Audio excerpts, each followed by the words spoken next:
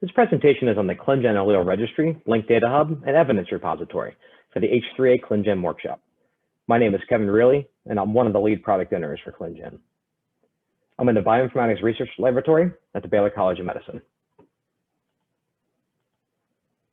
So an overview of what I would like to discuss today is do an introduction, the role of ClinGen. I'd like to talk about three tools: the ClinGen Allele Registry with variant naming, short variants, and structural variants; the Linked Data Hub, talk about some of the existing and planned external databases; and the Evidence Repository, also known as the eRepo, requirements and FDA recognition.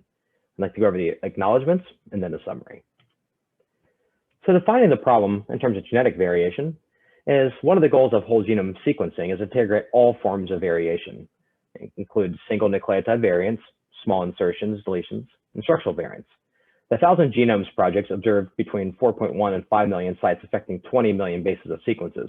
They're mostly SNVs and indels, but also 2,500 structural variants per genome. Yields per average genome with more refined, with recent studies, right around 800,000 short variants were usable, and right around 27,000 structural variants. So a lot of questions are being asked regarding this data in terms of how being able to use it. So one thing is, can I see all the curation evidence that exists for a variant interpretation? What about for the curation of genes? Is there a way to know when the curated evidence changes? Is there a single service that aggregates data from third-party databases in standardized format for integration on my side? I see so many different identifiers and ways to represent the same variant. How do I know if I'm talking about the same thing? So defining the problem in terms of ClinGen, so the NIH developed the Clinical Genome Research Program, ClinGen, to address some of the growing needs, enabling clinical testing labs, researchers, patients, providers to share data associated with systematic implementation of standards for clinically relevant genomic variation. So some of these things include genetic test reporting, variant classification, and data exchange. Today, I'd like to talk about some of the tools that address variant pathogenicity, including the ClinGen Allele Registry and Linked Data Hub for part of our aggregation aims, how they interoperate with the VCI, and the dissemination of this evidence regarding how we use the evidence repository. So we can create software to facilitate variant interpretation in 4 steps. First step is allele registration using the Allele Registry. Also steps 2 and 3 about linking information about genes and variants using Linked Data Hub. And step 4 is dissemination of that evidence in various interpretation.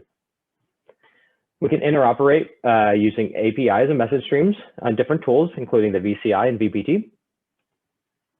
And everything is built on these FAIR principles. So it's findable, accessible, interoperable, and usable. So we want to make sure that the databases has these unique and persistent identifiers, rich in metadata, and make everything searchable. That we have REST APIs for access, Web UI as message streams, FBO, GA4GH data standards. Also use JSON Allele standard ontologies and links to relevant data and metadata. Also tracking provenance, open source, and microservice design. So the ClinGen Allele Registry proposal, published here in Human Mutation, revolve around the fact that we can have observations that are either genomic, transcript, or in protein. And 3 of these result in the same effect, that we can create this genomic canonical allele that we can produce an identifier for that is persistent. So the solution was creating this stable and consistent variant identification and naming for curation and pathogenicity, which is one of the FDA requirements. And here's an example of what a canonical allele identifier looks like.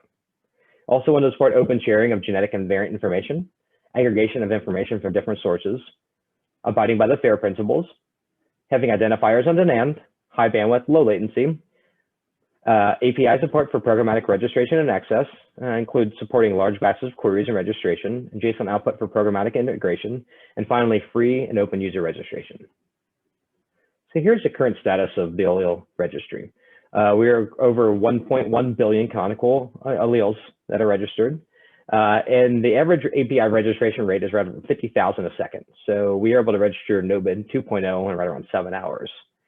And this line here looks a little flat towards the end, most recently, but this accounts for right around 122,000 new variants. So what are some of the registry usage for users and frequency? So we see more than 20 unique users register canonical alleles a month, greater than 250,000 visits to a landing page a month, greater than 14,000 UI uses a month from over 100 countries, and greater than 1 million API uses a month from over 25 countries. So in terms of who's using the registry and who's adopted the canonical allele identification standard, So we have various databases such as ClinVar, Civic, myvariant.info, Ensemble, and a database of pathogenic variants. We also have different tools that use CAIDs, and also different institutes and laboratories that have used the Allele Registry for data aggregation. And we have 3 examples here. So the Allele Registry is based on these 3 reference genomes, and so we have 36, GRCH 37, and 38. We have over 700,000 transcripts. We update monthly, and we also have main select annotations. So for variant pathogenicity interpretation, we have a few different challenges that we needed to address. One was variant identity, which we've been talking about, is having the same variant be defined differently in different sources, but having the same ID, a diversity of evidence sources. We've also liked a standard way to accumulate this evidence, tracking of provenance and evidence used in interpretation, transparency and auditability, which is one of the key FDA requirements, and alerting users and curators of knowledge and content changes, which is ongoing. So this 4-step process involves doing these processes for data aggregation and dissemination. And we'll start with the Allele Registry here at the bottom. And we can first ingest various external data sources into Allele Registry to seed this data, and also have these link outs, which I'll show some examples of, from myvariant.info, Cosmic, ClinVar, EXAC, Nomad, dbSNP, and others. So here we have an example of a canonical allele here in the middle. And to the right here in green, you have this transcript HEVSs that represent the same change. And you have your genomic HEVS that represent the same change in the 3 different reference genome builds. You also see we have these other entities that are associated with a couple entities from ClinVar, Variation ID and RCV. We have Nomad, dbSNP, myvariant.info, and sometimes others. So here's what it looks like in the Allele Registry, and we'll show a live demo in a couple of minutes. You can see that we have the canonical allele up here. We have our link out to these resources, as indicated here in blue. We also have our genomic alleles in this middle section, and at the bottom we have our transcript alleles. So let's go through a use case. This is a typical biocutor use case where they want to know if alleles are already been registered in the Allele Registry from observations from a manuscript, or if they need to register them themselves to start the process of integrating with other third-party tools.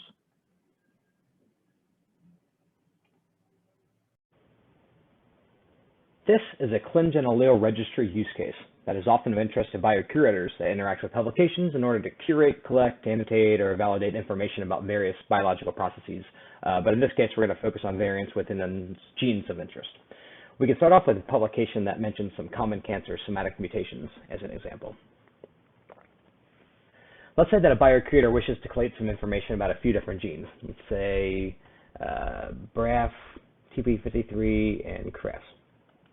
There are many different types of identifiers and ways to represent variants, but how do they know if the other researchers are talking about the same thing, but perhaps described differently on different reference genomes, genes, transcripts, etc.? We can use the Allele Registry to either retrieve a canonical identifier for an existing allele or register the observed variant to attain a new identifier.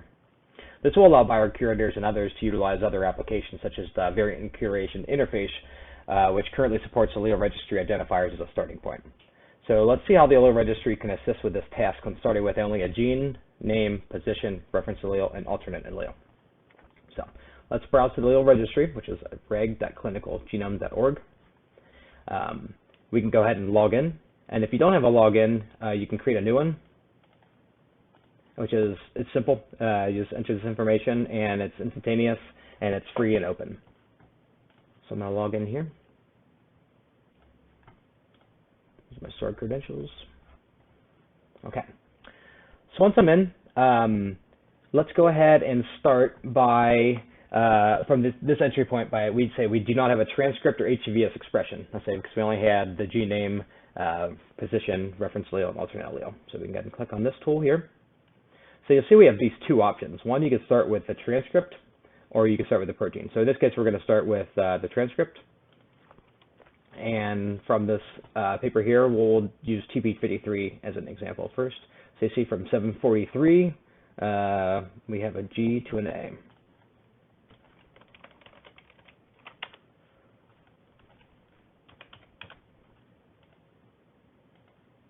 So if we do a query, we'll be able to see if this already exists within the Allele Registry or if we need to register it to use the identifier downstream. So it looks like it already exists, this identifier here. And you can see we have a list of the other entities that have the same HTVS, which we'll see on the actual page for the variant. So this is the identifier, the canonical allele identifier, and you see it's within TP53, and we have these link outs here to HGNC and NCBI. We also have other identifiers that are also of interest. So ClinVar variation ID, these are all link outs as an example. Also have RCV IDs, DBSNP, EXAC, Nomad, Cosmic, myvariant.info, and these are available when we import. So some things may be present or absent depending on their presence or absence in these external databases. So we also have user-contributed links, so link to Civic, PubMed IDs, the evidence repository, calculator, and this data also exists in a JSON format if people are interested in integration and programmatically. So you'll see we have these genomic alleles that are specified here, representing the 3 different genome assemblies that are within the Allele Registry, and all the transcripts that have the same effect, as well as the amino acid change. You can see that we also have main preferred or main select labels here for the transcript of interest. So that's the first example using this TP53. Let's do another example, but let's look at the protein location. So we're going to do BRAF, and then we're going to do position 600 valid glue. So we can go back to the main page here, and we're going to do the same thing, but we're going to do the protein location. So we're going to use BRAF here, and this position is 600. Wow. Cool. Let's query this, see if it already exists or not. It does. Nice. So same thing here. We can look at the page for this observation. So this identifier might be useful for a biocurator. And let's look at one more example, but we're going to do a slight variant of this. So this is the observation here for KRAS.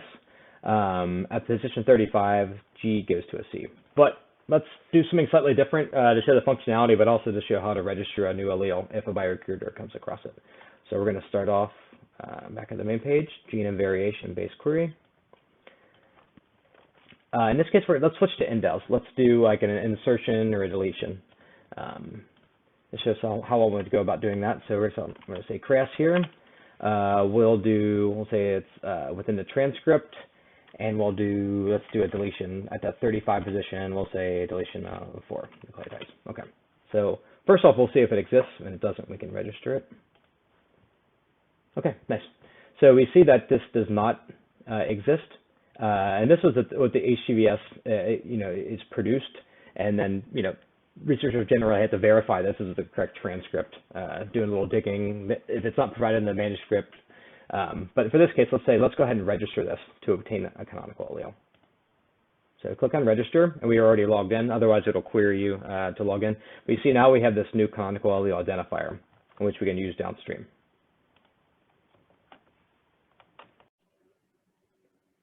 Now let's look at some of the additional queries that are available in the Allele Registry for short variants.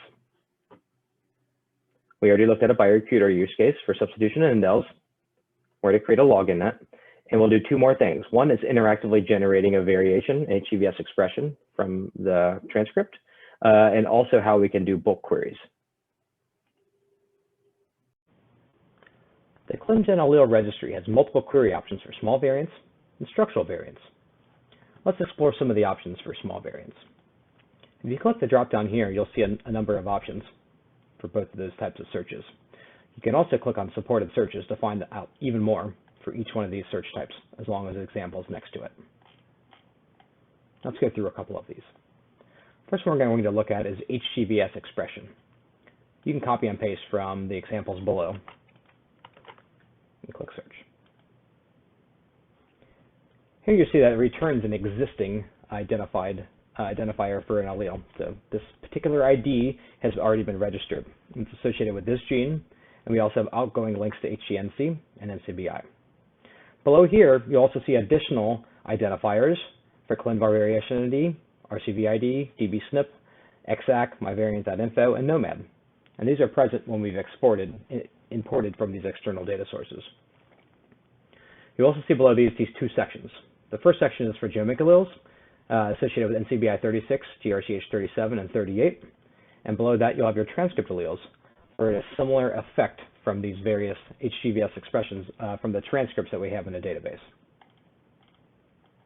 You also see that we have a link to the JSON LD for the same record that you're seeing here in the HTML. If you open this up, you'll see the structured data that you can use downstream in third-party applications and pipelines. One more point about this is you'll see that everything you can do in Allele Registry, you can also do via API and also by constructing these URLs. So for a given canonical allele identifier, you can get to this directly by either bookmarking or typing it in by using this path, followed by the allele identifier. Let's look at some of the other search options.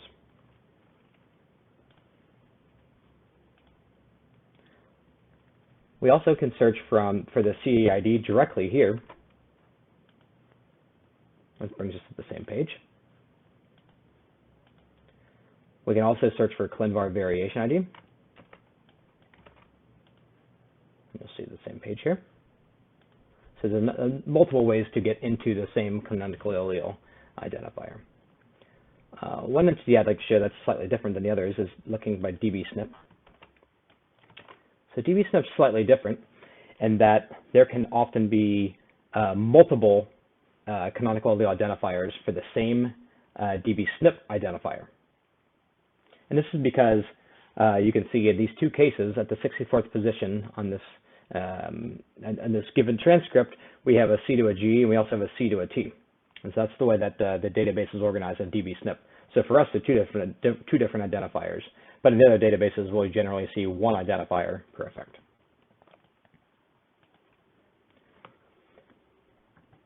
You can also search by HGNC gene symbol. And this will bring up all of the canonical allele identifiers associated with a given gene. And so if you scroll down, you can see the first set of results. And so this case is the first 100 results for TP53. You also see that you can manipulate this in the URL in bookmarkings for sharing and viewing later. We also allow people to search by reference sequence and position. Let's go ahead and use the example here. So for this given transcript, we can look between 1 and 100. And we see that for this given search parameter, which as you can also see in the URL here above, and also access this via API, you can see the results. All these canonical alleles associated with this given position, in this case 36 entries.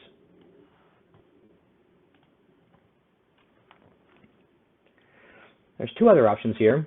Outside of the example we already showed for the biocurator, which is the gene and variation-based query, you can also interactively generate your variation.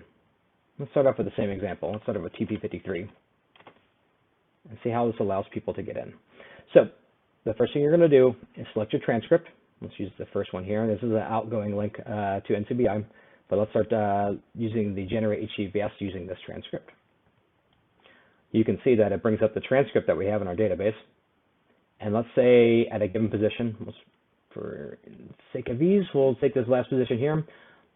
We'll say at a position 1179, the reference is a C, but let's say we observe an A, and we're curious if this already exists in the Allele Registry. And if it doesn't, we can register, but if it does, we can use the identifier. So we can do a search, and yes, it does exist.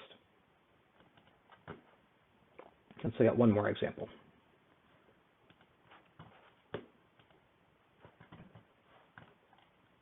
Another entity here we have is bulk query, and this can be done via an API as well, but let's use the UI.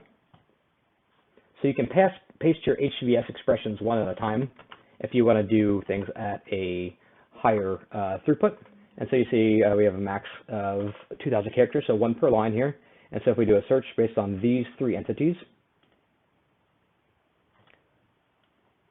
you'll see that we get a list for the output here. And if it's not registered, you can go from there, you can actually get the identifier.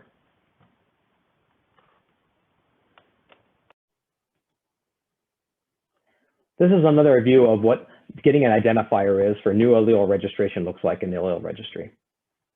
So once you're logged in, you can click on this identifier here, and it'll create a new canonical allele identifier. This is a screenshot of what it looks like when you're able to do the APIs from the terminal.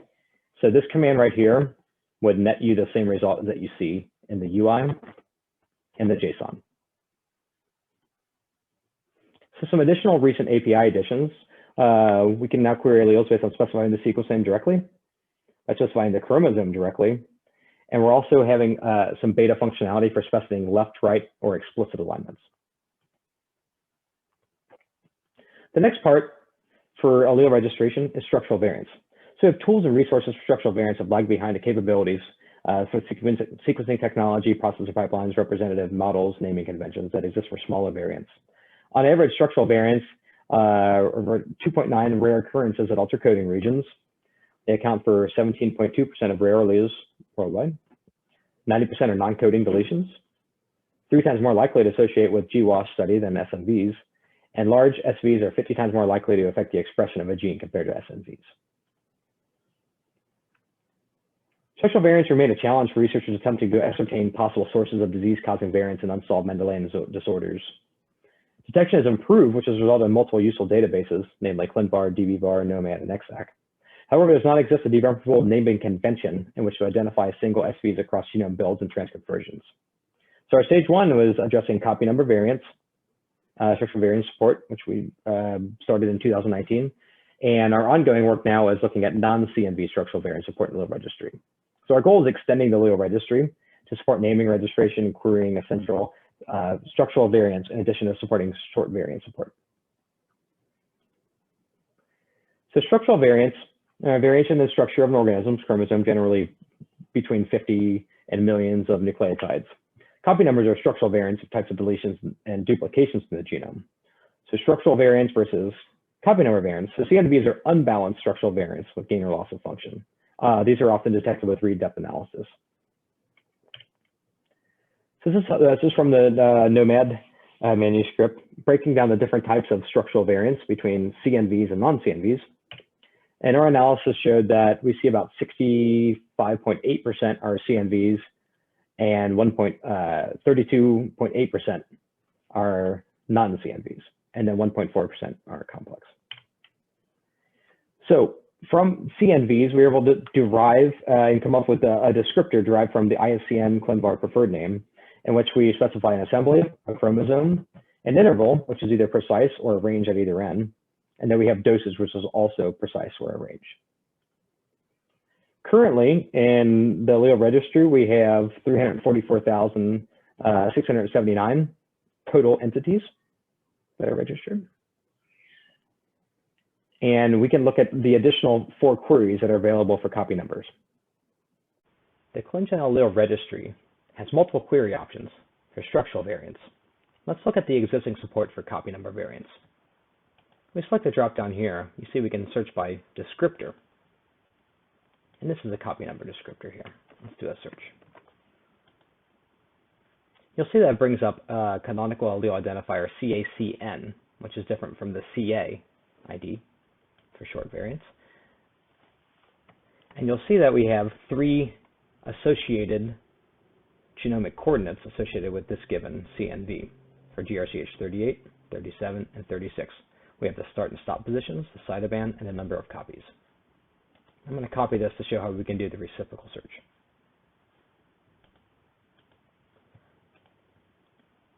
We can do the same search for canonical allele identifier using the CACN. It returns us the same exact result, but using a different path. And again, this is all possible via the URL or API by manipulating this path here. We can also search for copy number variation with overlaps. So let's take this example here, and we're going to query to see which existing registered CACNs overlap with this position. We can ignore copy number or include copy number. In this case, we're going to ignore copy number to get all the results that are just based on these genomic coordinates.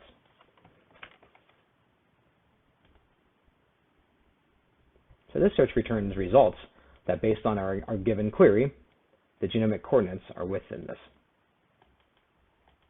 We also have the Manhattan distance here that shows you how far away these are from each other. And you see there's a helpful mathematical equation here.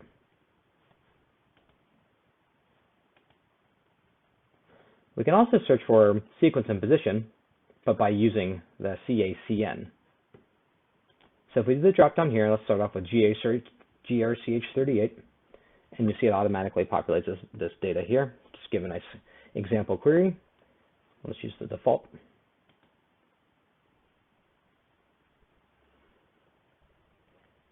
And the search results are very similar to what we saw before, but in this case, you'll see that we have all these register CACNs on the side. We have the descriptors located here.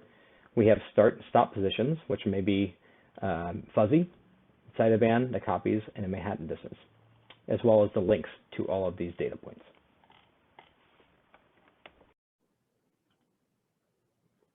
In terms of non-structural, non-CNV structural variants, we have spec'd out this initial descriptor model to support non-CNV structural variants in addition to CNVs. And so you can see some of the types listed here. We aim to roll out initial support this year. So next up for the registry. So we want to support GA4GH variant representation specification standards, automation of updating processes, multi-reference canonicalization support, non-coding variant support, this is for splicing, non-CMV and complex structural variant support, a variant search tool, preferred variant name, and integration with the linked data hub, migration of link management. So the next step in terms of variant pathogenicity interpretation is linked data. So we wanted to, how do we get links to external sources, and how do we excerpt additional data elements? So what is the problem for linked data? Well, what's the need for a system that links data instead of directly integrating with third-party external databases? Well, there's no universal support for permanent references to be used as supporting evidence for variant interpretation. Merging of evidence and metadata that may change, receiving notifications, updated data used in past assertions or creations, tracking of provenance where data was uploaded and by whom, and standardization of data and data access across sources. So the Allele Registry vision for linked data specifies that the linked data hub aims to be the software infrastructure like PubMed for gene and variant knowledge. The primary subject in the database would be the canonical allele identifier variant. Facilitates linking of data and evidence. This would be able to produce low-level variant data to the VCI, permanent reference for inclusion of supporting evidence and variant interpretation, tracking of provenance, standardization of data, development of support for versioning of evidence. And so user-provided links in the Allele Registry. So we have here what it looks like currently, as we've shown already. And then in the future going forward, we see the linked data hub being able to provide that information, which we can embed the linked data hub in the Allele Registry. So this is the solution for linked data hub. So we can leverage canonical allele identifiers and other identifiers to link data about subjects. We can link data, a link to evidence and observations contained in external databases, provide provenance information, also support for SEPIO and GA4GH data standards, and makes it available via REST APIs, JSON format, and permanent record links. The ClinGen Linked Data Hub UI was designed primarily to showcase the functionality of the API service, but it also has some useful utility in querying the database in a web browser. At the bottom here, we see some statistics surrounding the current status of the LDH, which is constantly being updated. This is helpful to monitor growth as we continue to update and incorporate additional external data sources. Let's begin this demo by doing a query based on variant identifier. In this case, the canonical allele identifier sourced in the ClinGen Allele Registry. We can copy and paste from this entity here and click search. The search results page shows a structured JSON in an expandable format. You can click double arrows to fully expand or fully collapse the structured data. You'll observe the permanent canonical allele identifier that we searched for, as well as links to it. You'll also see the permanent LDH document identifier, as well as a permanent link to it. Some of this linked data associated with its record is a variety of different entities. You'll see that we have ClinVar submission, population allele frequency statement, in silico prediction score statement, allele molecular consequence statement, allele functional impact statement, and population allele frequency source.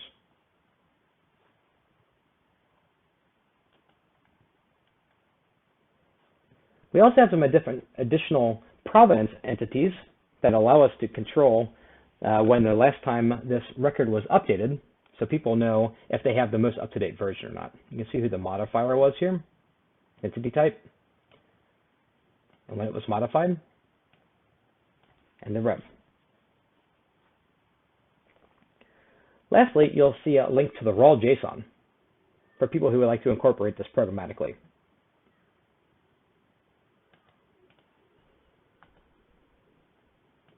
This one. Note the difference in the URL.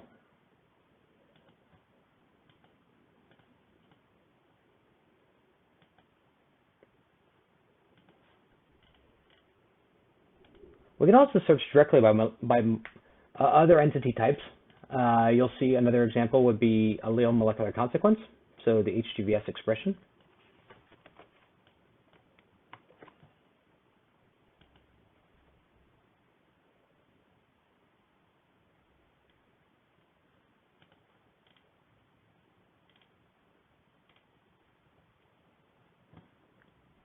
Let's look at some other ways we can do searches within this UI. We can do a batch ID lookup. Let's choose variant again. So if we copy and paste this link here, you'll see that it allows us to remove these one at a time if we want to continue to edit this if this is a larger search. Let's see what this returns. In this case, we did a search for 3 entities, and that's what we get back. You can expand all or collapse all as well. Let's do another type of search. Let's look like a allele frequency. If we use the default here of the minimum and the maximum, we'll see a search result page that has the same information as an individual. But we can go through here quickly to see if we found a matching entity that had the correct allele frequency. So if we scroll down here and look at some of the allele frequency statements, we see that was a 0, a 0, a 0, a third entity, okay, that's outside of our threshold. Fourth entity, yes. So this fits our threshold. This is why this result was true. And we'll see that this method was contained within Nomad Genomes, was the original source. Let's look at one more search type. So if we look for entity type, let's do a search based on the type of molecular consequence. Let's do stop loss. So same thing here. Everything we see in here should have that matching stop loss. Yes. So we see in this the 5th entry here, and this source is from Ensemble. So if we click on this, we can actually look at the original source, which was obtained for the type of stop loss. And you'll see there's a lot of other different types of queries that you can do.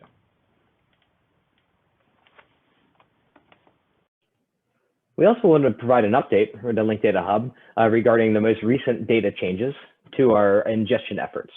You'll see here in green at Civic, genes going from 40 to 114, and a variance and vastly increased with our most recent update, which is ongoing. We also have here in orange that we don't have the statistics yet, but we know that this is going to be a sizable update for population allele frequency statement in the near future. And we're also working on updating these other elements when they're available. Here's an example of one of the ingestion use cases for Civic. You see we have some evidence items that we're able to ingest, including the disease, the rating, the description, the evidence level, evidence type, clinical significance, variant origin, and evidence direction.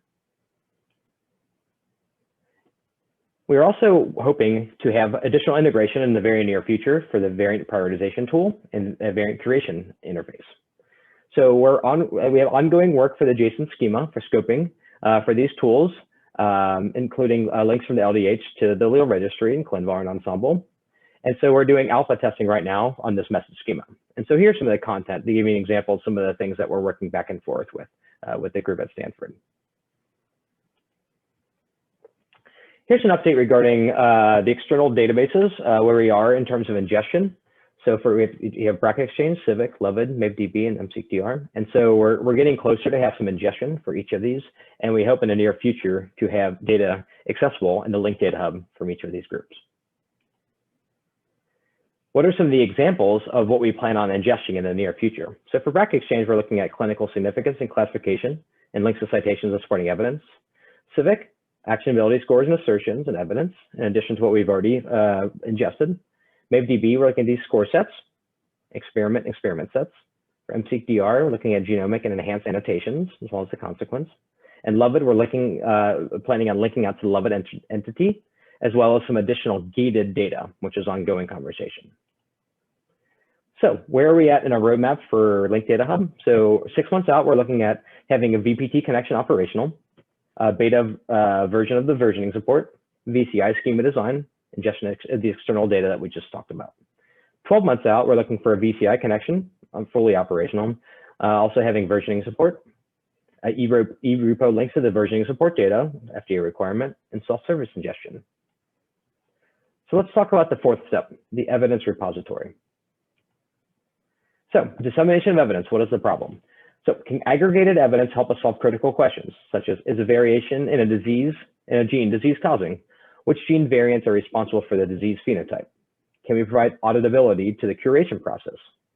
In order to be recognized by the FDA as the first public human genetic variant database, we have to address these questions we are required to solve. First, the development of the expert panel process along with active participation, precisely defining variants under review, systemically providing the ACMG and AMP evidence codes and allowing these steps to curate as teams, and in making all curated evidence rapidly accessible to the public. And so for each one of these steps, the first one for these expert panels, the variant creation expert panels were formed for each of these groups.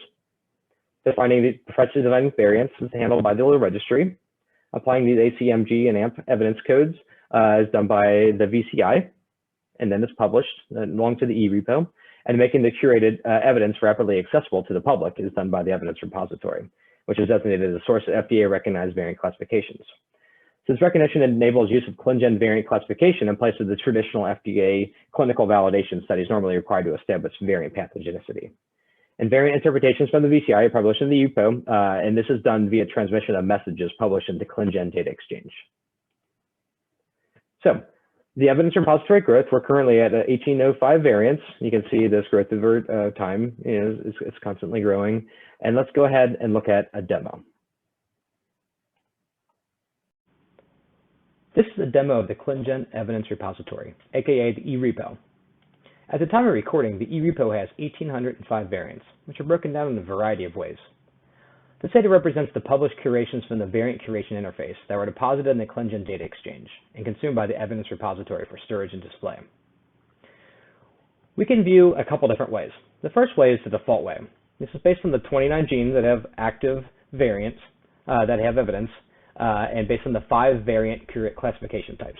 So we have benign, likely benign, uncertain significance, likely pathogenic, and pathogenic. Another option is to click on the expert panel here, and we see that there are currently 10 expert panels that we have data for. Or you can also browse by condition. You see the 27 different conditions we have here, these different views. So we can go back to gene here.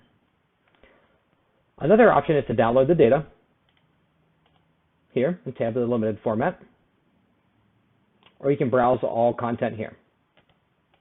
We'll see what that looks like.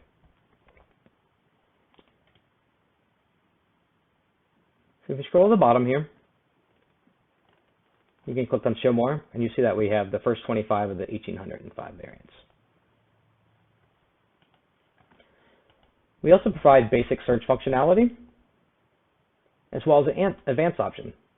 You can click on Show or Hide Advanced here. Search on canonical ID, ClinVar, condition, gene, HGVS, assertion, or expert panel. If we search by gene, we can search for KLLN, for example. You can see this up here. You can see that there's 7 classifications currently. So if we do a search, we expect to see.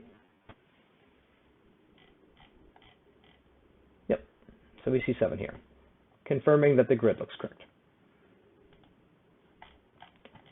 We also have API documentation for advanced users. The results can also be attained directly by altering the URL.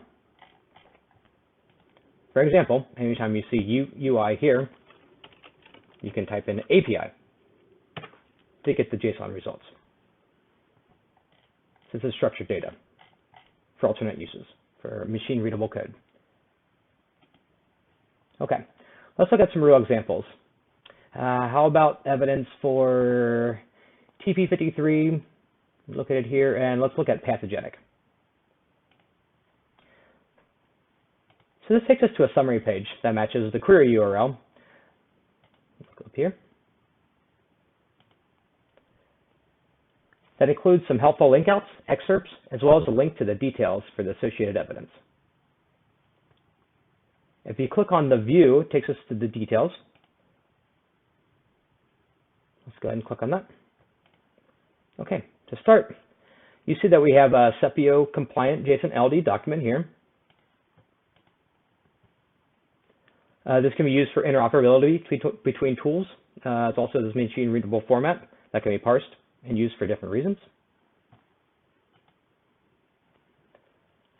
We also see that we have the guideline here for the individual VSUP. So if you want to see the ACMG or AMP specifications, we can click on this here. And you have an overview here. So it starts with the pathogenic criteria. We scroll down a little further. We'll see we have the benign criteria. Fast forward a bunch of things. We also have rules for combining, some summary information, and other things. And we can come back to this later.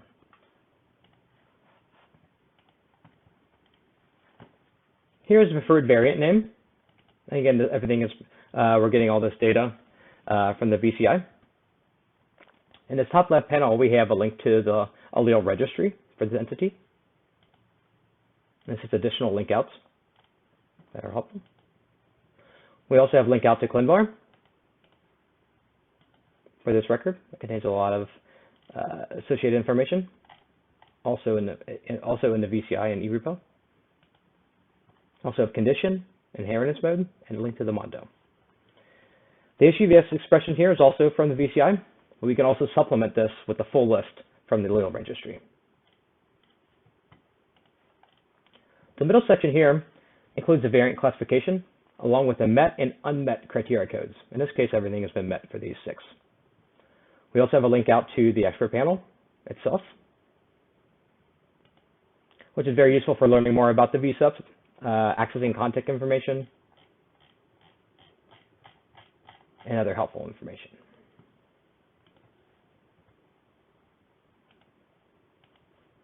We also observe the evidence links here. And so if we go back to the ClinVar link out, if we scroll down here, we can see within the submitted interpretation and evidence, we have a link to 7, which is the same as what we see here for evidence links. This is good. And if we click on that, we can see some of the citations that were utilized as for curating this variant. In the bottom panel, we have the evidence summary, followed by the met and unmet criteria codes as defined in the guidelines. There's also these helpful info boxes for quick access to the criteria, as well as comments from the experts to the right of that, indicating why the code was applied, as well as the citation information when it's available. We also have when this was approved on and when this was published. And lastly, back on the ClinVar page, we scroll down to the bottom in the second table. Underneath citations for this variant, we'll often see a link back to the eRepo for the same page. So if you're starting from ClinVar, and you see this is another way to get back to the evidence repository. I like to acknowledge a lot of people from a lot of different groups, from Baylor, Stanford, Broad, UNC, the VSEPs, additional ClinGen consortium members, and my apologies for anyone that I've left out. This research was funded by the NIH via the NHGRI research grants listed here below. And so summary, we went over the role of ClinGen, talked about the 3 tools, Allele Registry, Linked Data Hub, the evidence repository. Thank you on behalf of all of our different ClinGen teams and groups for attending this meeting in today's workshop. And if you have any questions, please feel free to email me, and I'd like to take some questions if there's time.